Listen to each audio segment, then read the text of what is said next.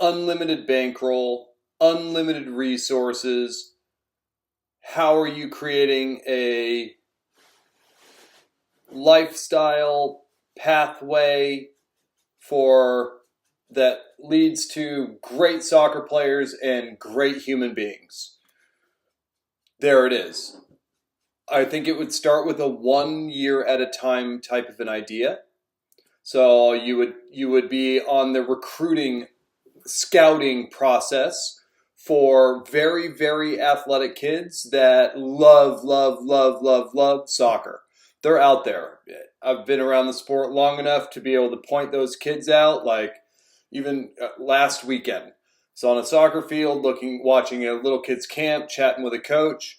There's a kid in a full Portugal kit, just pumped to be out there. Little guy, young. Mom is sitting there videotaping. It's a camp. Videotaping him at the camp. And the coach said, yeah, that's his mom. And he wants to watch every moment of him playing soccer. I take that kid. I've seen kids that they're sons or of coaches can't leave the field. Like they will practice with any age, any team, doesn't matter. Love it. I'll take that kid. And so it starts with just an overview. Just watching kids. They'll tell you which ones you need to take, or which ones you would accept into the academy. But you're just watching, and you're looking for there's one of those soccer rats. Oh man, he's that. We would have to start really young. That would be a big part of it. Like you'd have to start. I'd be looking for like the 5 and 6 year old. So once I got a team, 5 and 6 year olds are playing 4v4, something like that. So ultimately, you would have to look at it and go, well, what would a long-term team look like? Well, probably 22 players if I were just two in every position, so that you could always play 11s. You always had counterparts. You always had guys working against each other in competition. So you'd probably be looking at, all right, we have done our national search. We have found those 22 6-year-olds that just freak out about the sport, and they are now in again, money's not a thing, like everything is taken care of.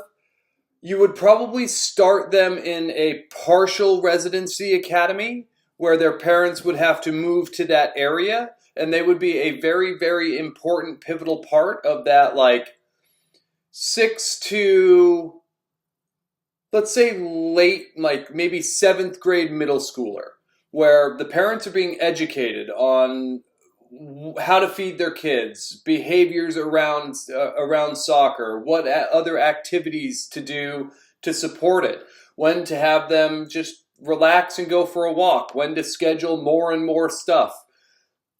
All of it would be taken care of in a parent education setting. So those kids are now at it'd probably be like, if you're thinking developing humans, it would be more like a Montessori style education where it is all based on experience, and we are covering all sorts of stuff. All of the arts, all of the histories, all of the core curriculum stuff, music classes, nature stuff, outdoor activities, you name it. Just that's how you develop well-rounded humans, in my opinion. We've got a goal for how we develop people now, and it's be a part of the system. I don't like the system. The system is gross for me. I didn't work for me. And I look at most people that are just system stuck. Doesn't look like it's an enjoyable lifestyle. Like they look stuck. I have the mortgage, I have the job, I'm rinsing and repeating. So we would put those kids into a Montessori type of setting. I think it is important for community. There like a layer of community support around kids, that they know everyone around them. They know their classmates. They know who's ahead of them. They know who's below them. And if I'm thinking about how I would do it if it was me, and obviously with one me, I'd have to start with one team. So it'd be that one group of 6-year-olds in this school that can support 6 through graduating from high school, but the school would be empty because we just have our 6-year-olds. We would be teaching them the culture of the school, that we pick up after ourselves, that we volunteer to help with things. We don't wait to ask or be asked to help with things. Gold standard type of, or golden rule type of stuff. Empathy, compassion, treating other kids how you want to be treated. Again, working with the parents. The parents are in high-level athlete human school because there's no rhyme or reason to it. So again, we're creating a beacon saying, hey, we can do this a lot more deliberately than we currently are. We can develop soccer players a whole lot more deliberately than we currently are. We can develop humans a whole lot more deliberately than we currently are. That takes a lot of education for everyone involved. Like, I'm standing on the outside going, we're not doing this well. And I don't have a lot of people to talk to. So it kind of seems like it's me. And hopefully someone watches this and goes, dude, I agree. And now, I've got a small network. I've got 4 people out of my career in this sport, career around soccer, that I would call today to help me with this project. It would need a lot more. But we have that 6-year-old team. We're teaching the parents. The parents understand what the approach is. The kids are loving life. The whole goal is that they have an absolute blast in this environment. They're learning a ton. They get to play their sport multiple times a day. We have free time. We have play time. They're eating really good foods. There's no processed stuff. There's no vegetable oils and canola oils and just garbage ingredients that we're putting into our kids' diets. It's going to affect them long term. Just read something. It's not about the intensity of an effort. It's a consistency over time. I love that because that is how I operate. I might not be great today. I'm not. I look tired. I am tired. Just not my best day. But consistency, showing up, doing something is way more important than doing nothing and then putting together a really intense effort because you got something coming up or whatever, and then just going back. I don't like that approach. It's exhausting to work with people that do that because it's, all right, here we go. And then why can't I even get a hold of this person anymore? They just thrash themselves back and forth, and that's the lifestyle I know way too well, and I don't want to go back to it. I want to do this. Ups and downs, a little more mild, just continuing on in that positive trajectory. But that's going to take a whole lot of effort. But again, bankroll is there. I get to do exactly what is on my mind, and the people that I hire are paid a living to go, you are the boss, we are in on the vision, we are prepared to learn and grow ourselves. So again, that's a parent. It's like, hey, would you rather go take a chance? Go put them in a public school. Cross your fingers you get the right teacher at the right age. Cross your fingers that you get the next teacher at the right age. Put them into a private school. Now you're paying a ton of money, and same cross your fingers. So soccer, good luck. No rhyme or reason to it. Absolute mess all across the country. Hopefully you get lucky. No, your kid is here. And we respect human development. I love that win or develop mentality or argument. It's like, why are you arguing the same thing? If you develop players, they win more often. Plain and simple. I don't understand how it's, we focus on the development of the player, not the winning. No, the development leads to the winning. It's a sport. Why are we taking away the result? Or, they're only focused on winning. They're not focused on development. That's more likely. You could say, we want to win every day, focus on the result. We teach kids the wrong thing. It's not about the result. It's about getting lost in the life process. And that's what we start at a 6-year-old age is, hey, what did you do today? What are we doing tomorrow? Oh, rough day? What can you still do, though? We're here to try our best. Whether it's our peak best or our worst best, it doesn't matter. Just you're trying today. What can we try today based on how you're feeling? So that 6-year-old group goes through a year of this Montessori type of education that is attached to a soccer academy. My vision would be a campus. You would see big, wide, like natural lit school where tons of windows, never closed, always, if the kid needs to space out and look out the window, no problem. It is not that type of education where you have to sit down, regurgitate, and listen to the adult in the room. It is much more exploratory. If they're sitting down, zoning out, looking out the window, we're probably not providing the right environment. It's not enriching enough. It's not grasping their attention. So again, we've already from a bird's eye perspective looked for these kids. They're those kids that are absolutely gung-ho, so pumped about playing soccer.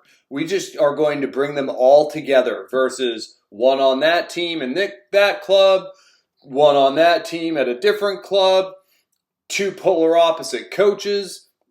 We're going to get them all together. And again, money's not a thing. So it's, yeah, you'll move here because it's free. Free education, free soccer. We are committed to your kid. Again, I think you can from an early age.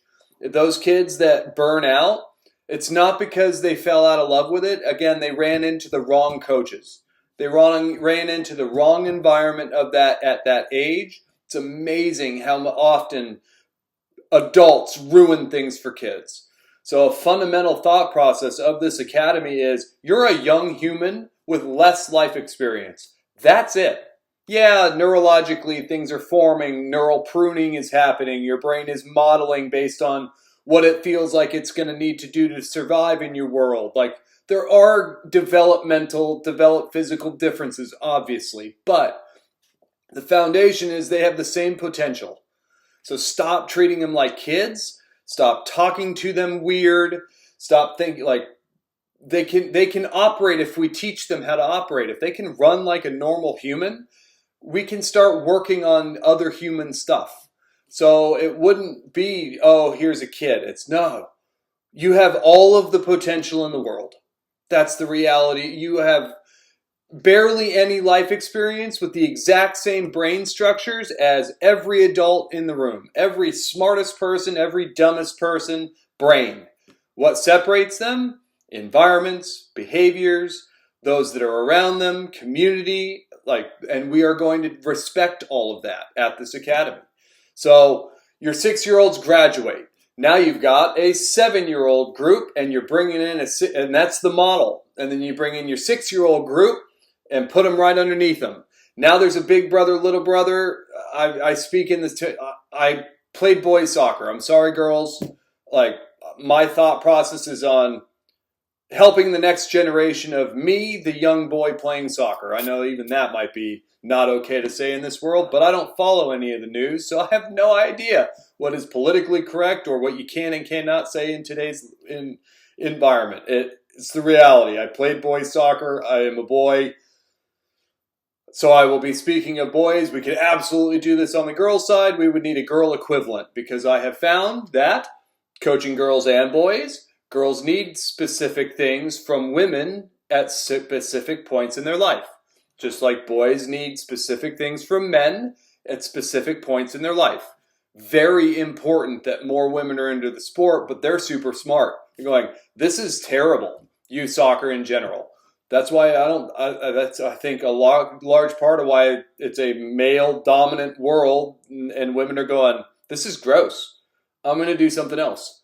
So it would need a women's perspective on that. So you go we got 7-year-olds now. We bring in the next crop of 6-year-olds. And again, we're doing the same searching process that whole year. What's the next group of 6-year-olds? They were 5, now they're 6. And every year you graduate 7 to 8, 6 to 7, bring in a new 6. Now you got 3 age groups in 3 years. Why does that matter? Because you get to focus, you get to really emphasize that one group that one time because that is the foundation of the entire academy. Those are the models. We want them to be we want the youngers to be able to look at the olders and integrate and be with them and learn something just by being in the environment, just by being with those older kids. that have been living this way. And again, it's partial residency. So we would have sleepovers and stuff that would bring these kids together in a unique way, in a novel way. And then as they got older, we would just have a more and more separation from parents, never gone, like parents every weekend, something like that. Like something would be built in. We never want to rip apart a family dynamic. But we also want to respect, hey parent, you don't know what you're doing. Plain and simple, this is your first 6-year-old. How could you possibly know what to do? We've spent our time reading, studying, working with many, many, many evolutions of 6-year-olds. We've got this. You need to support.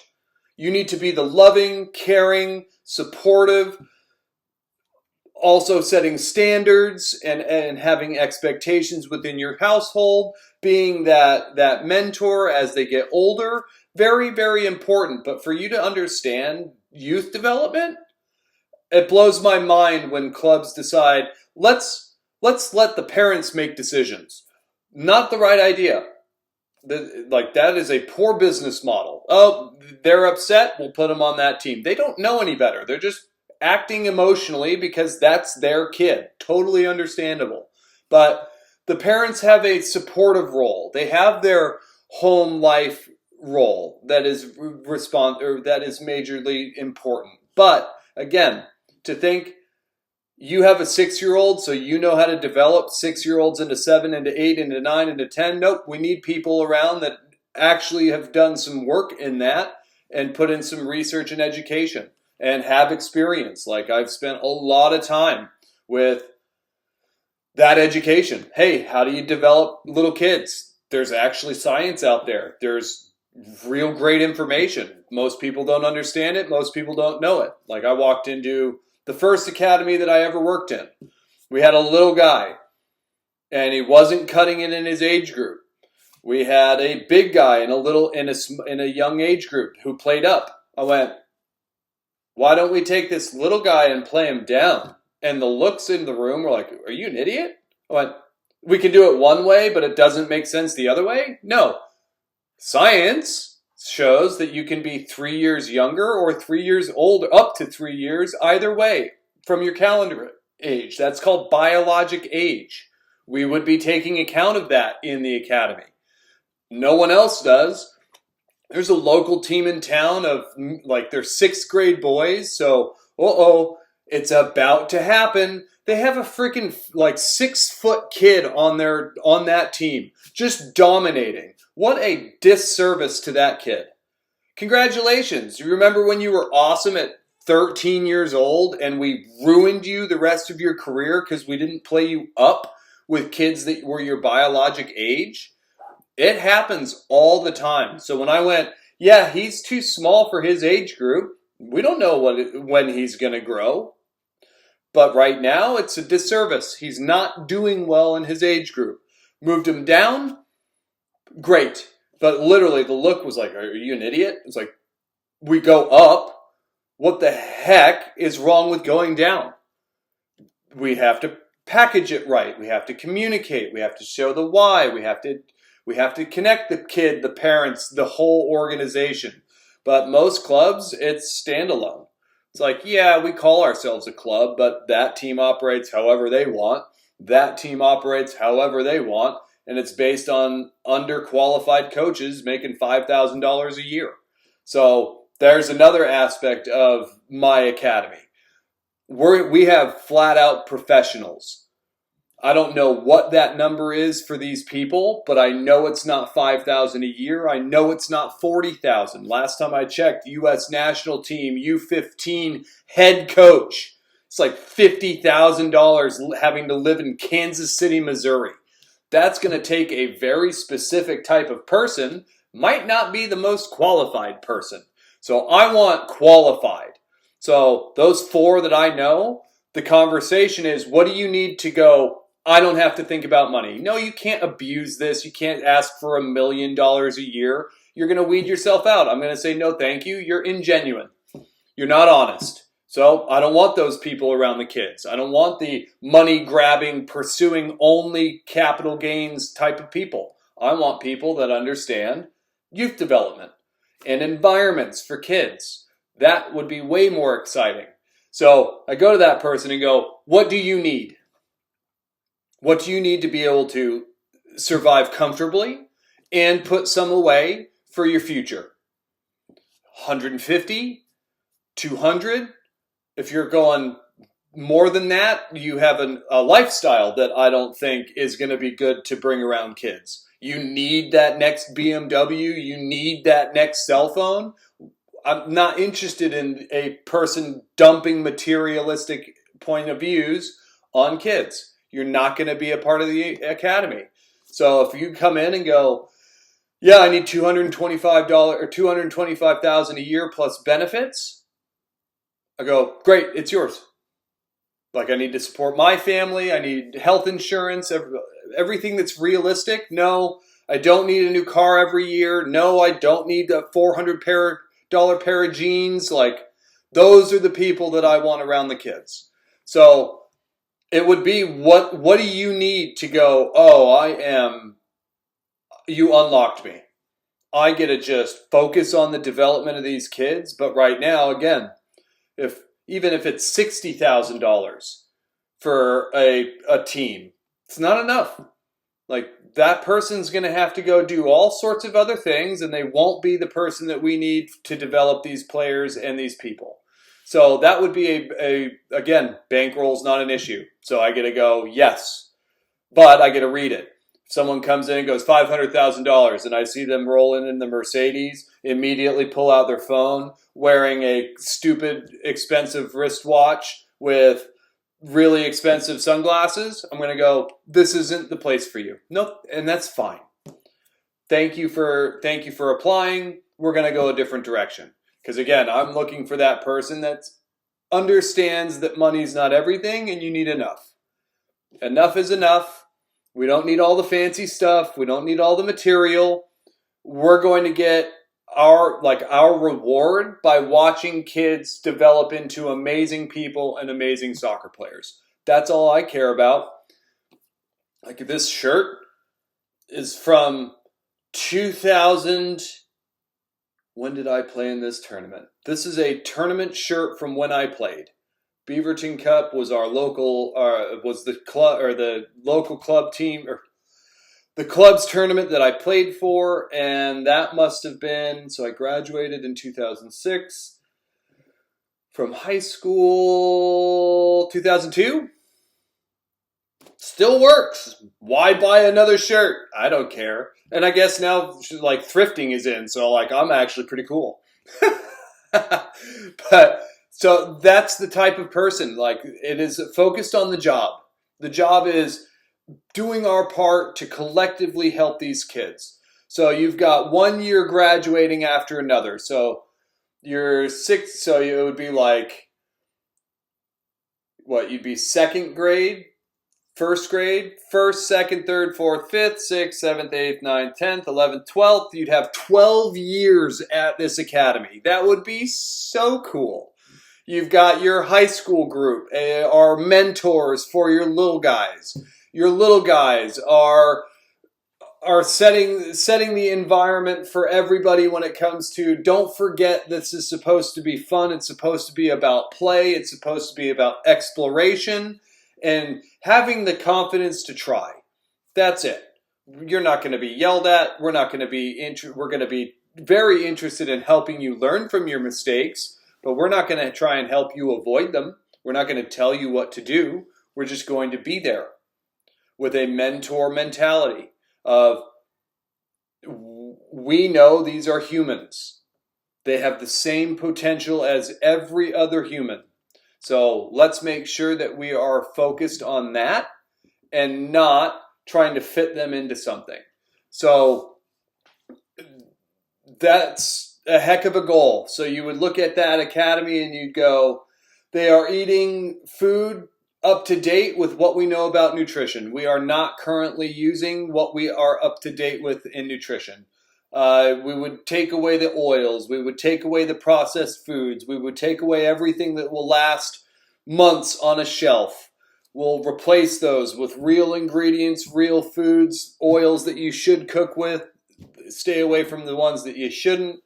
We would be working with them on sleep quality stuff, behaviors, put them into arts, put them into classes, get them away from, just remember it, regurgitate it, forget it. It's all about tests and test scores.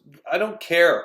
Like some of my least favorite kids to work with over the last decade and a half are those that are like the intensely grade-oriented, result-oriented kids.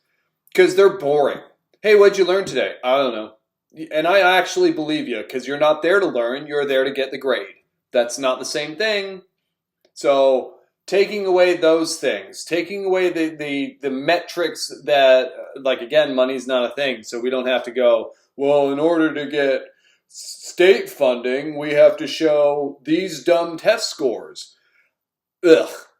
It would be, nope, we're here to raise really great people and really great soccer players. And the system that we have doesn't do that. You have to get lucky. So again, much more deliberate than anywhere else. So, and then you look at the soccer field.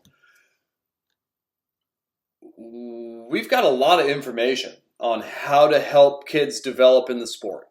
And honestly, like 6, 7, 8, 9-ish years old, the less coaching, the better. Just playing games, mixing them together, making a new team, playing again, just complimenting what they do well, giving them new things to try, but letting them play. Like, that is so much of it. And knowing that, hey, just like everyone else, kids ebbs and flows. Maybe a kid needs a couple weeks off from soccer. We have that ability. We have the ability to, they're tired. They're falling out of love with it. That you can see it in them, their behavior. They're getting irritated with their teammates, whatever it is. We'll throw them into, what are you interested in? Jiu-jitsu, taekwondo, baseball, basketball, like all of that will be at the facility. It's just that we emphasize soccer. And I think that's important. There needs to be a core flavor. And we've already looked for those kids. We're not making them choose soccer. We're finding the kids that have already chosen. And some kids choose as young as 6, 7, 8. And it's so fun to work with those kids. They love it. They're sponges. What else do you know? Like, one of my favorite kids in the last 5 years was on, like, his son of a director, and that kid was on every soccer field I was on. Like, hey, hit it. He'd shoot and went, think about rubbing it that way. Do that. Oh, it curved. It went, nice. And then you just see him get lost in now rubbing the ball as he strikes it. And just, you can see him light up like, oh, something new to learn. Like, it can be that simple. And I love those kids, and they're all out there, and most of them end up disserviced. So, again, it's not we're just gonna make them soccer players and that's it. No, we're gonna have pickup basketball tournament or like league. We're gonna have baseball in the spring. It's just not one or the other like it is currently. If they pick 18 kids for the soccer team and they pick 18 kids for the baseball team, they don't pick that many, but we'll just say we'll keep it that way. If now one is not at baseball for soccer, well, baseball now is in jeopardy. If one goes from soccer to baseball, well, now the soccer team is in jeopardy. And it's it comes from this idea that kids need to do everything all the time, and I need to pack their schedules, and that is parent education. No, they don't. They need to do things often, but not all of it has to be competing stuff. Could you, as the parent, like, get a friend group together and play some baseball? Sure, but you won't. That's where our academy comes in. Would you go and shoot baskets with your kid so they don't miss soccer practice, but they still get some other sport, like, transfer of athleticism and just overall quality of athleticism. You could, but you don't. We will. So again, parents, it's not your fault. You're having your first kid. And if you're in finance, how could you possibly know how to develop children? But we know a ton. And a lot of it comes down to the environment, the mindset of the adults in the room, and having enough experiences for those kids that circumstances don't dictate. Some kids, they don't have they don't have that stuff, so they can't do that stuff. We're going to take away all of that type of stuff, or we're going to take away all of those barriers and go, we've got it all. Yeah, it's important for kids to play multiple sports. We have that, but we're in charge of it. And if we want a baseball, like someone that really knows baseball, we'll bring them in. We'll bring them in to teach our kids a block. It'd be like essentially school being driven by PE, and you mix in all the other stuff. Like, why not? Like, let's teach them the real life stuff. But I mean, how many times do we have to have kids count beans to like 200 or to 2,000? We don't need to do that, but that's our curriculum. It's like we can teach them to count. We can teach them math. We can teach them these things, and we can even put them into like real life. I got out of college. I didn't know how to balance a checkbook. I didn't know about finances. I didn't know about anything. We don't teach that stuff. We just teach sit down, memorize, regurgitate, get the grade, make us look good, make yourself look good, go get a job, shut up. I don't like that lifestyle. Like that, I think that's a disservice to the human potential. So if we're focused on humans, that's where this academy completely changes. It's not based on a society making sure that we can support a war or whatever we have built because of what we've done to ourselves. Look at the wildfires. Oh, don't let wildfires happen anymore because of the great fires of San Francisco almost burned down. So we went, ugh, never again. Yeah, well, that's catching up to us now. Like, we have prevented wildfires long enough to where there is just massive amounts of kindling that has built up over years and years versus a little fire burning what's around. Rebuilding another one, burning what's around. Now it's, it hasn't burned for years, and now we're dealing with the consequences. So it's a much bigger, much more thought out perspective than what we're currently doing. And again, we're built for moment-to-moment survival. So it's going to take something special and out of the ordinary and out of the average to really bring what we can do to a different level. Once it's at a different level, all those people that are currently keeping it from improving will just now be at this level doing the same thing to maintain it. And then it'll go here, and they will do the same thing to maintain it. Like, it takes innovators, and it's never a ton of innovators. It's one that goes, hey, the bar could be here, and it's not going to be that crazy. But again, bankroll, all that kind of stuff, who knows how to do it? But man, I think about it a lot. It's like, we are not developing humans well. We could be doing it a whole lot better. And I would love to do that within a soccer academy, Montessori style school for 12 years of education. Put it out there, at least that's a start.